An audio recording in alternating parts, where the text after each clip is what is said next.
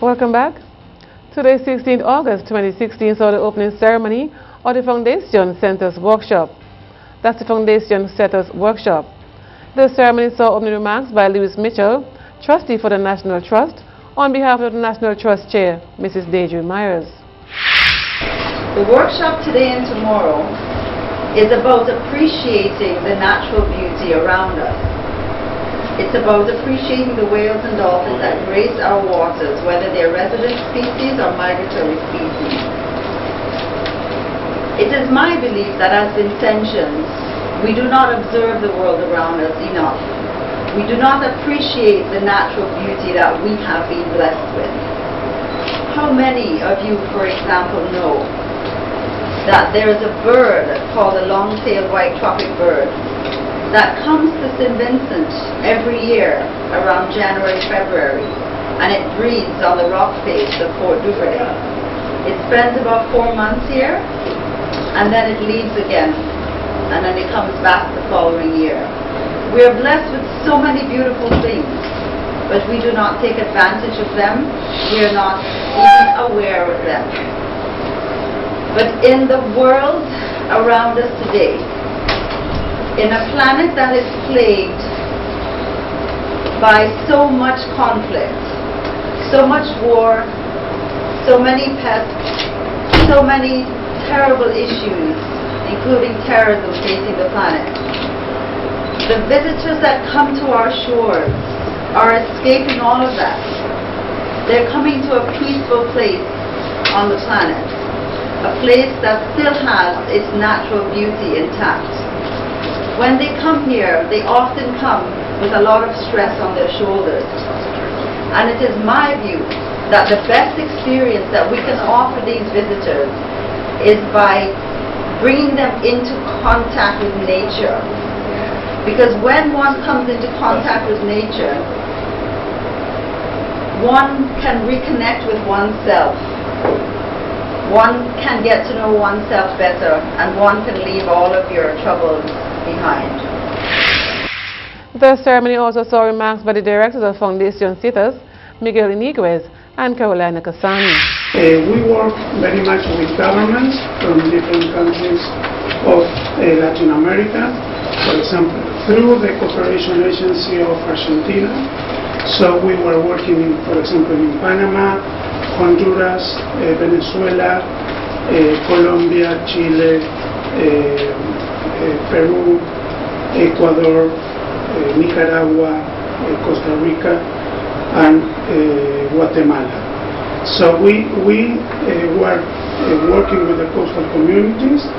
We, as I said, we just work on whale watching, and the idea is to share experience.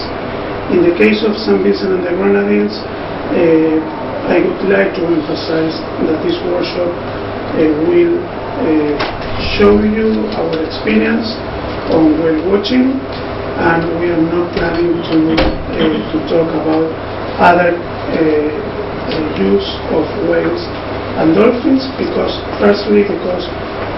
in Fundación Cetus we are very respectful for your culture, so this is the reason why we are focused here to talk on whale watching. So one more time, we would like to thank. We are also here to know from your experience. You are the people that spend most of the time in the sea here, and you help us very much also to understand and to know the species that you have here. For example, we have to collect data here, but all the animals that are showing here is not from studies that Carolina and myself were doing previously. All this information is coming from the information that was collected by tour operators, by fishermen, by whalers, by former whalers. I mean, the community provides this information, so that allow us to give or make this kind of information to share with all of you. So, on behalf of Carolina, who is responsible of this project, and myself, One more time, we would like to thank all of you, and especially the National Trust, for giving us the opportunity to work with all of you. Thank you so much. The feature address was done by Mr. Ashley Kane, the Chief Agricultural Officer, on behalf of the Minister of Agriculture, Forestry and Fisheries, Honorable Saboto Caesar. It therefore means that we have to engage in strategic alliances with those who are prepared and willing to work with us in this venture. It means also that we must have an openness of mind as a people to new possibilities in old industries and in old livelihood opportunities. I therefore want to ask the question, has the time now come, given global interest in whaling, for us to take a fresh gap, a new gap in our whaling industry? The idea for the fresh gap to me is especially appealing, since it suggests due care and attention be paid to safeguarding and maintaining that which is to be held by us in care and trust for the next generation. And what I am sensing is that this new guard is not necessarily about the eating of whales, but more about the opportunity to earn bread sustainably from the effective management of our whaling heritage. Beyond whaling, I'm advised there is dolphin watching. This is also an option for us in exploiting our seascapes and their potential. And what other species do we have? Or do we need to identify, nurture and develop and manage scientifically so that we are better able to meet our needs as a people going forward? Several individuals and groups received a variety of items recently, thanks to the efforts of the parliamentary representative for West St. George, Cecil Mackey. 10-year-old Karim Davis of Upper Hall, a student of the Kingstown Preparatory School, and Victor Ladurum in the 2016 Inter-Primary Schools Track and Field Competition, was the recipient of a pair of running shoes.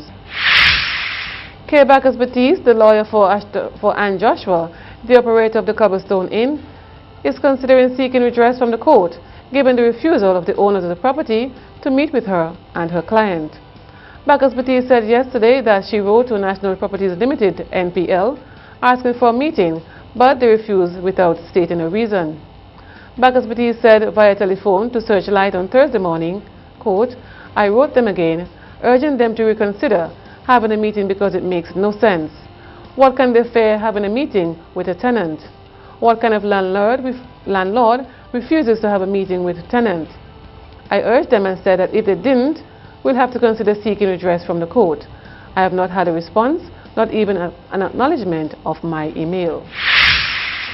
An air service agreement will be signed between the government of St. Vincent and the Grenadines and the United Arab Emirates on Friday, August 19, 2016. Prime Minister Dr. Ralph Gonsalves will sign on behalf of the government of St. Vincent and the Grenadines, while His Excellency Saif Mohammed Alid Suwadi, among others, will sign on behalf of the UAE. This signing agreement will take place at the conference room at 2 p.m. It allows for a guaranteed right to fly across the territory of the other contracting party for the purposes of taking on or discharging international trafficking passengers, baggage and cargo. Minister with responsibility for Foreign Affairs, Sir Louis Straker, has announced that the following persons were recommended to Cabinet to take up different diplomatic positions overseas. Ellsworth John, former ambassador to CARICOM and head of the Regional and Integration Diaspora Unit, will replace Dexter Rose as SPG's ambassador to Cuba. His wife, Charmaine Tappan John, will also serve as in Cuba as Minister Consular. Dexter Rose and his wife will be rotated back to St. Vincent and the Grenadines. Rhonda King will remain in the United Nations, while Lewan Gilchrist, Chief Education Officer, will be ambassador to Washington, D.C., the permanent representative to the Organization of American States, and also the non-resident commissioner to Canada. Harvey Prince, Director of National Emergency Organization NEMO, will be the new Consul General, and Selman Waters will return home. The Deputy Prime Minister said that the reason for the rotations is that these persons have been in their positions for years. Starting Friday, September 18, 2016, Regional Airlines Lias will resume flights with neighboring island Dominica. Flights were suspended from the island last August after the ravaging passage of Tropical Storm Erica, which resulted in the closure of the airport. Liat will operate one flight to Dominica on September 18th, increasing it to 2 daily from Saturday 19 September. All flights are suspended until further notice. Pastor Naomi Harper of Zion House of Prayer Incorporation in Brooklyn was among 9 other honorees at the ceremony at the Mount Hope Spiritual Baptist Church, Brooklyn. An elated Pastor Harper, who is from the Ibisham Maricoa area, told fellow honorees and patrons it was God who saw it fit to lift her out of a bed of cancer, and to him she gives all the thanks. Pastor Harper, who migrated to New York in 1967, said that she has been involved in church and community development over 35 years. She was ordained a minister in 1983 after founding the Zion House of Truth. Coming up next, we take a look at the sporting highlights with Jeremy Richardson. Stay with us.